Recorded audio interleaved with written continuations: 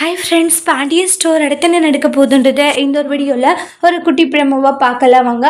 ஒவ்வொரு டைமும் குமார் குடிச்சிட்டே வரதுனால சுடருக்கு ரொம்பவே கோவம் வந்துடுது.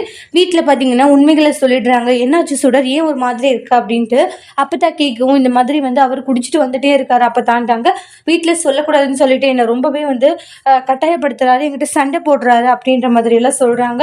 என்னம்மா சொல்லிட்டு இருக்கா? ஆமாம், நான் என்ன சொன்னாலுமே என்கிட்ட சண்டைக்கு வராருன்றாங்க. தண்ணியில் குடிச்சிட்டு வராங்க. அதில் அதை அரசியை பத்தி எல்லாம் பேசுனாங்கன்னு சொல்லிட்டு அப்பதான் கிட்ட சொல்றாங்க. என்ன சொல்லிட்டு இருக்க? ஆமான்னு சொல்றாங்க. அரசிக்காக தான் உன்னை கல்யாணம் பண்ண, ஏன்னா உன்னை, அதாவது அவளை விட்டா வேற யாரும் எனக்கு பொண்ணு கொடுக்க மாட்டாங்கன்னு சொல்லிட்டு சொன்னாங்களாம். அந்த காரணத்துக்காக மட்டும்தான் என்னை கல்யாணம் பண்ணதா சொல்றாங்க. என் கூட அவர் சந்தோஷமாவே இல்லை, என்னை ஏதாச்சும் ஒன்று சொல்லிக்கிட்டே இருக்காரு அப்படின்ட்டு எல்லாம் சொல்றாங்க.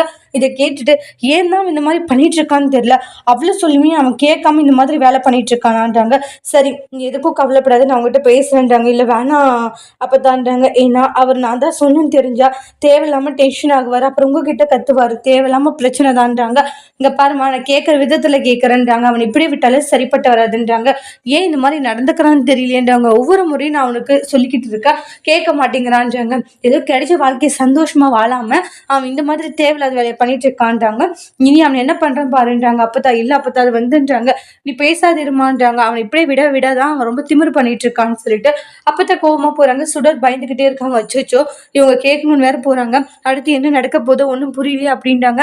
கண்டிப்பா தேவையில்லாம பிரச்சனை தான் வரப்போகுது, அவ்வளவுதான் மாட்டிக்க போறோம் அப்படின்னு சொல்லிட்டு ரொம்ப பதட்டமா ஒரு மாதிரி ஃபீல் பண்ணிக்கிட்டே இருக்காங்க. இந்த இடத்துல குமார் கிட்ட அப்பதான் போய் பேசினாங்கன்னா கண்டிப்பா குமார் சண்டை தான் போட போறாங்க. அடுத்து என்ன மாதிரியான பிரச்சனைகள் எல்லாம் வரப்போகுது, இதை எப்படி சுடர் சமாளிக்க போறாங்கன்ட்டு நெக்ஸ்ட் வீடியோல பார்க்கலாம். இந்த வீடியோ பிடிச்சிருந்தா லைக் பண்ணுங்க, கமெண்ட் பண்ணுங்க, ஷேர் பண்ணுங்க. மறக்காம நம்ம சேனலை நீங்க சப்ஸ்கிரைபர் பண்ணிக்கோங்க. Thank you friends.